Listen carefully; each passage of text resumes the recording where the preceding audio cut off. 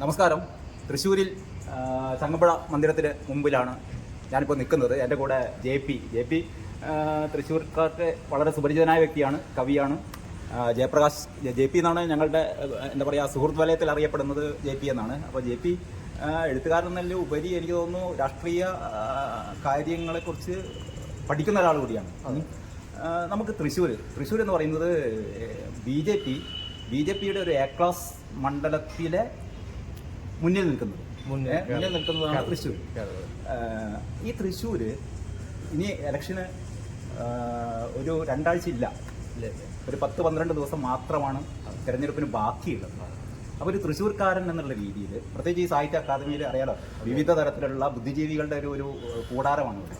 ഇതിൻ്റെ ഇടയിൽ എന്താ പറയുക, ഇതിൻ്റെ ഇടയിലൂടെ നടക്കുന്ന ജെ പിക്ക് എന്താണ് ഇവിടെ സംഭവിക്കാൻ പോകുന്നത് എന്ന് പറഞ്ഞാൽ ആർക്കാണ് സാധ്യത, ആര് ജയിക്കാൻ പോകുന്നതെന്ന് ചോദിക്കുന്നതിൽ അർത്ഥമില്ല. ആർക്കാണ് സാധ്യത? ഇവിടെ സാധ്യത ഒരു 4-5 ദിവസം മുമ്പ് സുനിൽകുമാറിന് കുറച്ച് മുൻതൂക്കം ഉണ്ടായിരുന്നു. ഇപ്പം ഈ അടുത്ത് ഒരു 3-4-5 ദിവസമായിട്ട് UDF സ്ഥാനാർത്ഥിയുള്ള മുരളീധരൻ ഒരു ഒപ്പത്തിനൊപ്പമായി എന്നുള്ളതിൻ്റെ ഒരു ഘട്ടത്തിലേക്ക് എത്തി. സുരേഷ് ഗോപി തൃശ്ശൂർ ആകെ നിറഞ്ഞു നിന്നിരുന്നൊരു ഘട്ടമുണ്ടായിരുന്നു. ആ സമയത്ത് തന്നെ സുരേഷ് ഗോപിയുടെ പ്രസ്താവനകൾ അദ്ദേഹത്തിന് ഒരുപാട് ദോഷമുണ്ട്. ഒന്നാമത്തെ കാര്യം, നമ്മുടെ മനുഷ്യരാണ്, ജനാധിപത്യത്തിൽ വിശ്വസിക്കുന്ന ആളുകളാണ് നമ്മൾ. അവിടെ ഞാൻ ഇപ്പോൾ ജീവിച്ചിരിക്കുന്ന ഈ സമയത്ത് തന്നെ അങ്ങേർക്ക് അച്ഛനുണ്ട്, അങ്ങേരെ മാതാവുണ്ട്, അമ്മയുണ്ട്, ഒക്കെ ഉണ്ട്. പക്ഷെ അദ്ദേഹം പറഞ്ഞു ഞാൻ ഒരു ബ്രാഹ്മണനായി അടുത്ത ജന്മം ജനിക്കണം എന്നുള്ളത്. അത് ജനങ്ങളുടെ ഇടയിൽ ഒരു നെഗറ്റീവ് ഇമ്പാക്റ്റ് ഉണ്ടാക്കി. അതുപോലെ തന്നെ പള്ളിയിലേക്ക് കൊടുത്തുള്ള ഒറ്റ ഇതൊന്നും ഞാൻ കട്ട് ചെയ്ത് നോക്കട്ടെ.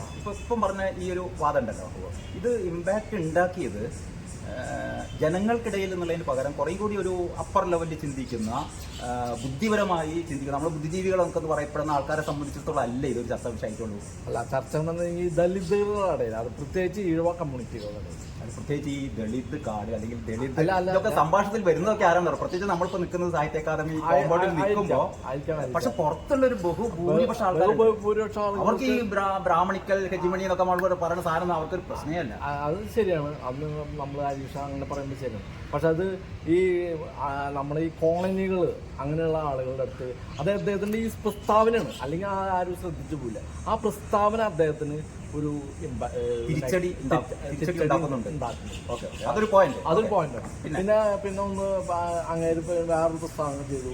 ഇവിടുത്തെ പഴയ ഭൂപ്രദേശം മുഴുവൻ ബ്രഹ്മസ്മരത്തിൻ്റെ ആണല്ലോ, ഇവിടുത്തെ ഈ തൃശ്ശൂർ ജില്ലയിലത്തെ മുഴുവൻ ബ്രഹ്മസ്മരത്തിൻ്റെ എന്നൊക്കെ ആധാരങ്ങൾ ഉണ്ടാകും. അപ്പോൾ ഈ പുത്തമ്പള്ളി ഇരിക്കുന്ന പഴയത് അത് തിരിച്ചു പിടിക്കും എന്ന്, അത് പ്രസ്താവന അല്ലാതെ തന്നെ ആളുടെ ഒരു സ്റ്റേറ്റ്മെൻറ്റ് പോലെ ആയിരുന്നുണ്ടായിരുന്നു. അപ്പോൾ അതിനെതിരായിട്ട് വളരെ പ്രത്യക്ഷത്തിൽ തന്നെ ഒരു സോഷ്യൽ മീഡിയയിലൊക്കെ വളരെ ഇങ്ങനെതിരായിട്ടുള്ള ഒരു ദോഷം ചെയ്യും. പക്ഷെ ആൾക്ക് ഇതിപ്പോൾ ഞാൻ പറഞ്ഞല്ലോ, ആള് ഇപ്പോൾ ഇവിടെ വികസനത്തിൻ്റെ ആളെന്നൊക്കെ പറയുമ്പോൾ ആളുകൾക്ക് ഈ മധ്യവർഗത്തിൻ്റെ ഇടയിലും തൃശ്ശൂരിൽ കഴിഞ്ഞ തെരഞ്ഞെടുപ്പിൽ തൃശ്ശൂർ അസംബ്ലിയിൽ ഞങ്ങൾ 2ാം സ്ഥാനത്താണ്. തൃശ്ശൂർ അസംബ്ലിയിൽ 2ാം സ്ഥാനത്ത്. പക്ഷേ അത് നിന്നിട്ട് ഇപ്പോൾ അത് അന്ന് ശബരിമല വിഷയമുണ്ടായിരുന്നു. അതിനോട് ബന്ധിച്ചിട്ടാണ് ആയത്. അതിൽ നിന്ന് ആള് ഇപ്പോൾ വളരെയധികം പുറകോട്ട് പോയി എന്നാണ് എൻ്റെ ഒരു ധാരണ.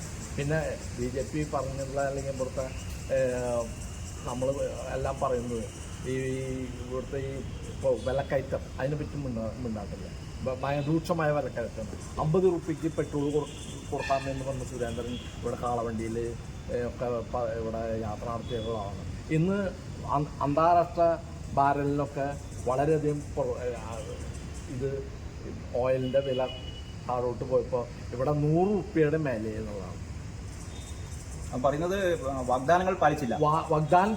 വാഗ്ദാനങ്ങൾ പാലിക്കൽ ഇങ്ങനെ മനുഷ്യൻ്റെ നിത്യ ജീവിതത്തിൽ വരുന്ന ഇതുകളൊക്കെ 50 രൂപയ്ക്ക് കൊടുക്കാൻ. പിന്നെ ഗ്യാസ് നമുക്ക് പറയാം 1200 രൂപയോളായി. ഇപ്പം അതൊക്കെ ജനങ്ങളുടെ ഇടയിലേക്ക് വരുന്നതാണ്. അല്ല, ഞാനൊരു കാര്യം പറയാം, പറയുന്നതൊക്കെ ശരി. ഇത് സുരേഷ് ഗോപിയെ സംബന്ധിച്ചിടത്തോളം ഈ പറയുന്ന വിലക്കയറ്റവും കാര്യങ്ങളൊക്കെ അദ്ദേഹത്തിന് ദോഷകരമായി ഭവിക്കുന്നു വിചാരിക്കുക. VS സുനിൽകുമാറിനെ സംബന്ധിച്ചിടത്തോളം ഇതേപോലെ ഇവിടെ ഇടതുപക്ഷ ഭരണം എന്ന് പറയുന്നത് അത്ര മഹത്തായ തേനും പാലും എടുക്കുന്ന ഭരണമാണെന്ന് താങ്കൾക്ക് ബോധ്യമുണ്ടോ? ഒരിക്കലും ഇല്ല. ഞാൻ പറഞ്ഞിട്ടുണ്ടല്ലോ, അപ്പൊ സെയിം അങ്ങോട്ടും ഇങ്ങോട്ടും ഒരേപോലെയല്ലേ? ഇപ്പോഴത്തെ ഈ തെരഞ്ഞെടുപ്പിൽ പ്രത്യേകത എന്ന് വെച്ചാൽ ഈ ഇന്ത്യ എന്ന് പറയുന്ന രാജ്യം നിലനിൽക്കുന്നു, അല്ലെങ്കിൽ ഇന്ത്യ മതേതരത്വം, ജനാധിപത്യം, ഭരണഘടന നിലനിൽക്കണോ എന്നും കൂടിയുള്ളൊരു ചോദ്യം വളരെ പ്രധാനപ്പെട്ട. ആ കാര്യം ഞാൻ ചോദിക്കട്ടെ. അതായത് ഈ ഇലക്ഷനിൽ ഒരാൾ വോട്ട് ചെയ്യാൻ പോകുമ്പോൾ അയാളുടെ മുന്നിലുള്ള ഏറ്റവും പ്രധാനപ്പെട്ട പ്രശ്നം എന്ന് പറയുന്നത്, ഇപ്പോൾ JP പറഞ്ഞ ഈ ഒരു മതേതര സങ്കല്പം ഉടഞ്ഞു പോകുമോ എന്നുള്ളൊരു ഭീതിയാണോ? ഒരു ഭീതിയുണ്ട്, അത് ഭീതിയുണ്ട്. ന്യൂനപക്ഷങ്ങൾ. പക്ഷേ കേരളത്തിൽ വോട്ട് ചെയ്യാൻ പോകുമ്പം കേരളത്തിൽ മത്സരിക്കുന്ന ഒരു ഇടതുമുന്നണി സ്ഥാനാർത്ഥിയെ അയാൾ കാണുന്നത് ഇപ്പോഴുള്ളൊരു ഭരണത്തിന്റെ ഒരു തുടർച്ച എന്നുള്ള രീതിയിൽ തന്നെയാണ്. ഭരണത്തിന് ഈ ഇടതുപക്ഷ ഭരണത്തോടുണ്ടാവുന്ന ഭരണത്തിനോട് ആൾക്കാർക്ക് ഒരു അതൃപ്തി ഉണ്ട്. അത് നമ്മൾ എന്തൊക്കെ പറഞ്ഞാലും നമുക്കൊക്കെ അറിയാം. അത് ഇവിടെ സാധാരണ ജനങ്ങളുടെ ഇടയിൽ അതൃപ്തി ഉണ്ട്. അതൊരു ഭരിക്കുന്ന ഒരു പാർട്ടിക്ക് പ്രത്യേകിച്ച് തുടർ ഭരണത്തിൽ വരുമ്പോൾ അതുണ്ടാവും. ആ ഭരണം മാത്രമല്ല, നമ്മൾ സത്യസന്ധമായി പറഞ്ഞാൽ ഇപ്പം പിണറായി വിജയൻ നേരിടുന്ന പ്രതിസന്ധി ഉണ്ടല്ലോ. ഒന്ന് അദ്ദേഹത്തിനെതിരെ ആരോപണം, മകൾക്കെതിരെ ആരോപണം, കരുവന്നൂർ ബാങ്കിന്റെ പ്രശ്നങ്ങൾ, അങ്ങനെ ഇത്രയും എന്താ പറയുക വ്യാപകമായ, ഇത് വെറും ആരോപണം മാത്രമല്ല, പ്രത്യേകിച്ചും വീണാ വിജയനൊക്കെ എതിരെയുള്ള എക്സാലോജിക്കുന്ന സംഭവം ഒന്നും വെറും ആരോപണം അല്ല. CFS ആരോപണം ഒക്കെ പറയുന്നത് അത് അതിൻ്റെതായ ഒരു എന്നിട്ട് അതിൻ്റെ ഒരു ലോജിക്ക് അതിൻ്റെ അകത്തുണ്ട്. പക്ഷെ അതൊക്കെ ഒരു ഭാഗത്ത് കിടക്കുമ്പോൾ ഇതിനെങ്ങനെയാണ് ഇതിന് മാത്രം ഒരു പ്രസക്തി കിട്ടും? അതിനും അതായത് ഇപ്പോൾ പൗരത്വ ബിൽ, CAA പൗരത്വ ബില്ല് ഇപ്പോൾ പാർലമെൻറ്റിൽ അത് പാസ്സാക്കിയിട്ടുണ്ട്. അത് ഏറ്റവും കൂടുതൽ ബാധിക്കുക, അതായത് ഇവിടെ ബംഗ്ലാദേശിൽ നിന്ന്, അതുപോലെ കേരളത്തെ എങ്ങനെ ബാധിക്കുക? ഞാൻ പറഞ്ഞുതരാം. കേരളത്തെ ബാധിക്കാൻ കേരളത്തിൽ വലിയൊരു ശതമാനം ന്യൂനപക്ഷങ്ങളും ഭൂരിപക്ഷത്തിൻ്റെ ഒപ്പം നിൽക്കുന്ന ഒരു സംസ്ഥാനമാണ് കേരളം. ഭൂരിപക്ഷം വരുന്ന ഹിന്ദു എന്ന് പറയുന്ന സമുദായത്തിൻ്റെ ഒപ്പം നിൽക്കുന്ന ഈ ക്രിസ്ത്യൻ, മുസ്ലിം സമുദായങ്ങൾ, അതുപോലെ തന്നെ മറ്റുള്ള ന്യൂനപക്ഷങ്ങളായിട്ടുള്ള വേറെ കുറച്ച് ആൾക്കാരുണ്ട്, സിഖുകാർ, അതുപോലെ കുറവായെങ്കിലും അവർ കൂടി വരുമ്പോൾ ഭൂരിപക്ഷവും ന്യൂനപക്ഷവും ഇവിടെ ഒപ്പത്തിനൊപ്പം നിൽക്കാറില്ല. അല്ലാതെ CAA എന്ന് അല്ലല്ല, അതാണ് അവിടെയാണ് പ്രശ്നം. അവിടെ എന്താണെന്ന് വെച്ചാൽ ഈ ന്യൂനപക്ഷങ്ങളിൽ ബംഗ്ലാദേശിൽ നിന്ന് വന്നവരുടെ ഹിന്ദുക്കൾക്ക് സിറ്റിസൺഷിപ്പ് കൊടുക്കും, അതായത് പൗരത്വം കൊടുക്കും. അത് മ്യാൻമാറിൽ നിന്ന് വന്ന ഹിന്ദുക്കൾക്ക്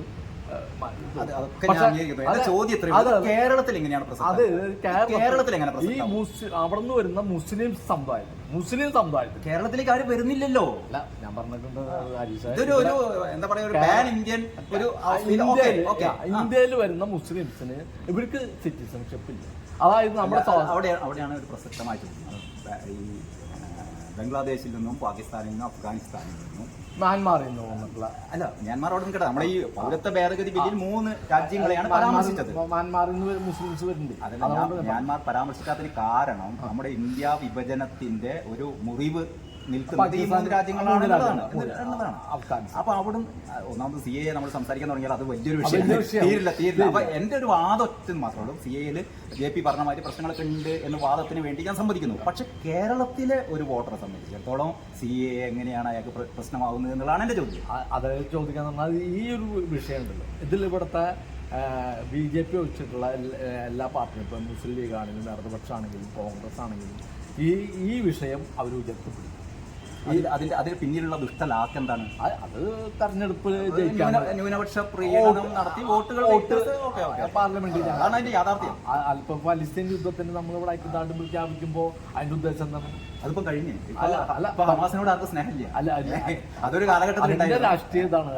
എത്രയും മാക്സിമം പാർലമെന്റ് ജനാധിപത്യം എന്ന് പറഞ്ഞിട്ടുണ്ടെങ്കിൽ ഇപ്പോൾ ഇവിടെ ചിഹ്നത്തെ, നിങ്ങളുടെ ചിഹ്നം നിലനിർത്താനാണ് ആഗ്രഹിക്കുന്നത് എന്ന് പറഞ്ഞിട്ട് ഇവിടെ കോൺഗ്രസ്സുകാര് ഞാൻ പറഞ്ഞ ഈ 100 കൊല്ലമായിട്ട് ഒരേ ചിഹ്നത്തിൽ മത്സരിക്കുന്ന 2 പാർട്ടികളുള്ള കേരളത്തിൽ, ഇന്ത്യയിൽ. അത് ഒന്ന് CPM ആണ്. അതായത് അരിവാൾ ദാനിക്കലും പിളർപ്പിന് ശേഷം അരിവാൾ ചുറ്റുക നക്ഷത്രം എന്ന് പറയുന്നത് ഈ 2 പാർട്ടികൾ ഒരേ ചിഹ്നത്തിലാണ്. അല്ല, ഈ 2 പാർട്ടികളിൽ അത് അന്ന് ഇലക്ഷൻ കമ്മീഷൻ അംഗീകരിച്ച ഒരേ ചിഹ്നത്തിൽ പ്രതിസന്ധിയിലുണ്ടെന്ന്. അത് നമ്മുടെ ഇടതുപക്ഷ ഇപ്പൊ ഇവിടെ ഇടതുപക്ഷം ഇവിടെ എവിടെയുള്ളതെന്ന് ചോദിക്കുന്ന കാര്യമാണ്. അതിന്റെ മുന്നേ നമ്മളെ ഇടതുപക്ഷം എന്ന് പ്രത്യേകിച്ച് JP പോലുള്ള സംസാരിക്കുമ്പോഴേ നമ്മൾ ഇടതുപക്ഷം എന്താ, പ്രത്യേകിച്ച് ഇത് നമ്മൾ നിൽക്കുന്നത് തൃശ്ശൂരാണ്, നമ്മളെ വേണു എന്താണ് ഇടതുപക്ഷം എന്നുള്ളത് നിർവചിച്ചിരുന്നു അല്ലേ? അത് നമ്മളിപ്പോ വിചാരിക്കുന്ന ഇടതുപക്ഷം അല്ല ഇടതുപക്ഷം. അത് പറഞ്ഞോട്ടെ, ഇവിടെ ഇടതുപക്ഷം എന്ന് പറഞ്ഞത് ഇപ്പോൾ ഭരണവർഗ പാർട്ടികളുള്ളൂ, ഇപ്പൊ നെക്സലേറ്റുള്ള അവരുടെ പ്രവാദികളാണ്. അപ്പോൾ ഞാൻ ഈ പറഞ്ഞത് ഈ ചിഹ്നത്തിൻ്റെ ആയിരുന്നു അന്ന് അല്പം 2 കാളുകളുള്ള ഒരു ചിഹ്നമായിരുന്നു അവിടുത്തെ കോൺഗ്രസിന്റെ യഥാർത്ഥ ചിഹ്നം. പിളർപ്പിന് ശേഷം പശുവും കിടാവായി. അതിന് ശേഷം 77 തെരഞ്ഞെടുപ്പോട് കൂടിയിട്ട് വീണ്ടും ഇപ്പൊ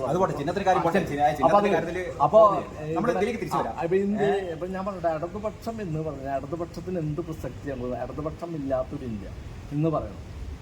ഈ ഇടതുപക്ഷത്തിന് ഭാവി ഉണ്ടോ ഇന്ത്യയിലും ചോദിക്കുന്നു. പക്ഷെ ഇടതുപക്ഷം ഇല്ലാത്തൊരു ഇന്ത്യയെ കുറിച്ചിട്ടും ചോദിക്കും. ഇവിടെ ഈ കർഷക സമരം ഇടതുപക്ഷത്തെ ആർക്കും വേണ്ട എന്നുള്ള തെളിവല്ലേ ഈ എങ്ങനെയാണ് പശ്ചിമ ബംഗാളിലും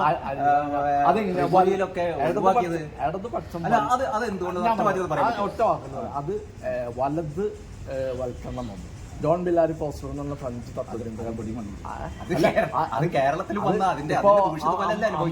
അദാനിനെ പോലുള്ള ആൾക്കാരെ വികസനത്തിന്റെ പേര് പറഞ്ഞുകൊണ്ട് ഈ രാജ്യത്തിന്റെ സമ്പത്തില് അത് പോട്ടെ, നമ്മളിത് കൺക്ലൂഡ് ചെയ്യാം. അതായത് തൃശ്ശൂർ പാർലമെന്റിൽ എനിക്ക് തോന്നുന്നു JP സംബന്ധിച്ചിടത്തോളം JPയുടെ നിലപാട് എന്ന് പറയുന്നത് ഇവിടെ നിലപാടെന്ന് പറഞ്ഞാൽ നിലപാടല്ല, നിലപാട് ഓക്കെ ഓരോ നിലപാടുണ്ടാവും. പക്ഷെ ഇവിടെ ഈ 3 സ്ഥാനാർത്ഥികളും ആര് മുന്നിൽ നിൽക്കുന്നു എന്ന് പറയാൻ പറ്റാത്തൊരവസ്ഥയാണ് പറഞ്ഞോണ്ട് വന്നത്. സുനിൽകുമാർ മുന്നിൽ 4 ദിവസം മുന്നേ സുനിൽകുമാർ ഇപ്പൊ മുരളി കുറച്ചും കൂടി മുന്നോട്ട് വന്നു. മുരളി കുറച്ചും കൂടി മുമ്പോട്ട്. പഴയ മുരളി അല്ല ഇപ്പോഴത്തെ മുരളി. പഴയ മുരളി എന്ന് പറഞ്ഞിട്ടുണ്ടെങ്കിൽ മറ്റുള്ളവർ പറഞ്ഞു കേൾക്കുന്നതാണ്. ഇപ്പൊ അത് പറഞ്ഞു കേൾക്കാണ്ട് ആള് പലരും. സുരേഷ് ഗോപി വളരെയധികം പോയെന്നാണ് എന്റെ നിരീക്ഷണത്തിൽ ഒരുപാട് പുറകെ പോയെന്നാണ് എന്റെ ഒരു നിരീക്ഷണം, എൻ്റെ ഒരു അസസ്മെന്റ്, ഒരു വിലയിരുത്തൽ.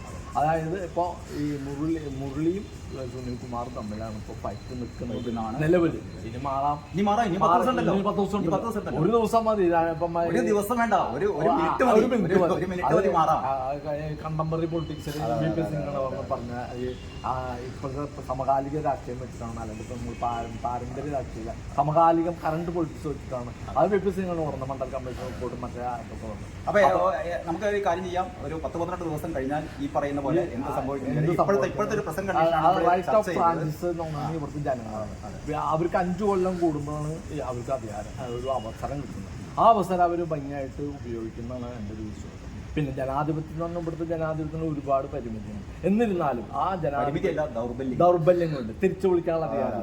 ഓരോ ബില്ല് പാസ്സാകുമ്പോൾ ആ ബില്ല് ശബ്ദ വോട്ടോടെ പാസ്സാക്കുന്ന ഒരു ഇതാണ് വിരോധാഭാസം. അത് ജനങ്ങൾക്ക്, അത് യൂറോപ്യൻ രാജ്യങ്ങളിലും ഈവൻ ലാറ്റിൻ അമേരിക്കൻ രാജ്യങ്ങളിലൊക്കെ ഹീതപരിശോധന നടത്തും. ഹീതപരിശോധന നടത്തിക്കൊണ്ടാണ് ആ ബില്ല് പാസ്സാക്കുന്നത്. അതുപോട്ടെ, ഒരു തെരഞ്ഞെടുപ്പ് എന്നതിലേക്ക് വരാൻ പോവാണ്. കഴിഞ്ഞ ലോക്സഭാ തെരഞ്ഞെടുപ്പിൽ 19 സീറ്റും UDF കിട്ടി. പക്ഷെ പിന്നത്തെ അസംബ്ലി തെരഞ്ഞെടുപ്പിൽ അതുകൂടി ഒന്നും പറഞ്ഞല്ലോ ഒരൊറ്റ വാചകത്തിൽ. ഇപ്രാവശ്യം തൃശ്ശൂര് നമ്മളിപ്പോ സംസാരിച്ചു. തൃശ്ശൂർ ഇതാണ് അവസ്ഥ. മുന്നിൽ ഇപ്പം മുരളി മുന്നിൽ നിൽക്കുന്നു. മുരളിയും സുനിലും ഒപ്പത്തിനൊപ്പം, സുരേഷ് ഗോപി തൊട്ട് പിന്നിൽ. ഇങ്ങനെ നമുക്ക് തീരുമാനിക്കാം. ഈ 20 മണ്ഡലങ്ങളിൽ എത്ര UDF, എത്ര LDF, എത്ര BJP പെട്ടെന്നൊന്ന് പറയാൻ പറ്റുമോ? ഒരു ഊഹം. അല്ല, കേരളത്തില് BJPക്ക് അക്കൗണ്ട് തുറക്കാൻ എന്റെ ഒരു അഭിപ്രായത്തിൽ വളരെ ബുദ്ധിമുട്ടാണ്. അല്ല, ഞാൻ എന്താ കാരണം വെച്ചാൽ അത് ഞാൻ നേരത്തെ പറഞ്ഞ പോലെ ഇവിടുത്തെ രാഷ്ട്രീയ പാർട്ടികൾ കൊണ്ടൊന്നല്ല. അതായത് ഈ ന്യൂനപക്ഷങ്ങളിൽ, അത് പ്രത്യേകിച്ച് മുസ്ലിം, അത് അവർക്കൊരു അവര് ക്രോസ് വോട്ടിങ് നടത്തും. അതാണ് പറഞ്ഞത്. ലോക്സഭ തെരഞ്ഞെടുപ്പിൽ BJP ഇല്ലെങ്കിലും കഴിഞ്ഞ പ്രാവശ്യത്തെ പോലെ 19 എന്ന് പറയുന്നത് അത് ഉണ്ടാവില്ല. എന്തായാലും LDFന് സീറ്റ് കിട്ടും. എത്ര പേരെ കിട്ടും? എന്റെ ഒരു കണക്കാണ് 6 സീറ്റ് മാക്സിമം. 6 ചിലപ്പോ അത് ജനങ്ങളാണ് തീരുമാനിക്കുന്നത്. ജനങ്ങൾ ചിലപ്പോ ക്രോസിംഗ് വോട്ട് ചിലപ്പോ UDFന് തരണ്ടാവാം. അല്ലെങ്കിൽ ഇപ്പോഴത്തെ നില വെച്ചിട്ട് അല്ല, ഈ ഒറ്റ ചോദ്യം നമ്മൾ അവസാനിപ്പിക്കുകയാണ്. ഈ 6 LDFന് കിട്ടും എന്ന് പറയുന്നത് നമ്മുടെ മനസ്സിലുള്ള ഒരു 6 ഏതാണ്? എന്റെ അറിവില് എന്തൊക്കെ ഒന്ന് തൃശ്ശൂരിന് പറയാം. അതിന് മുന്നേ പറയാം. ഒരു ശതമാനം കൂടുതലായിട്ട് നിൽക്കുന്ന ഒന്ന് ശാലിനി ടീച്ചറാണ്. ടീച്ചറാണ് വടകര. വടകര. പിന്നെ ഒന്ന് നിൽക്കുന്നത് സുധാകരൻ്റെ ആ, അത് എക്സിറ്റ് പോളിൽ എല്ലാ എക്സിറ്റ് പോളിലും എം വി ജയരാജൻ്റെ കാര്യം പറഞ്ഞു. പിന്നെ ഒന്ന് പറയുന്നത് അൺഎക്സ്പെക്റ്റഡ് ആണ്, പക്ഷേ വിജയരാഘവൻ ജയിക്കുന്നതെന്ന് പാലക്കാട്. പിന്നെ ഇപ്പോൾ നമ്മൾ പറയുകയാണെങ്കിൽ മാവേലിക്ക് പിന്നെ പിന്നെ പറയാനുള്ളത് ആലത്തൂരുണ്ട്. ആലത്തൂർ നമ്മുടെ ലാസ്റ്റ്. പിന്നെ വേണമെങ്കിൽ തൃശ്ശൂർ കൂട്ടാം. 6ാമത്തെ തൃശ്ശൂരും കൂട്ടാം. തൃശ്ശൂർ ഇതുവരയ്ക്ക് അല്ല ഒരു 4 അങ്ങനെ നമുക്ക് പ്രതീക്ഷിക്കാം. ഒരു 6 സീറ്റ് ലോക്സഭയിലേക്ക് 6 സീറ്റ് കിട്ടാമെന്ന് അടുത്ത പെട്ടെന്ന് കിട്ടാമെന്ന് വലിയ കാര്യമാണ്. വലിയ കാര്യമാണ്. അത് കിട്ടുമെന്നുള്ളത് ഇനിയുള്ള കാര്യങ്ങൾ നമുക്ക് നോക്കാം. വളരെ സന്തോഷം ഇത്രയും കാര്യങ്ങൾ മനസ്സ് തുറന്നത്. Okay, thank you.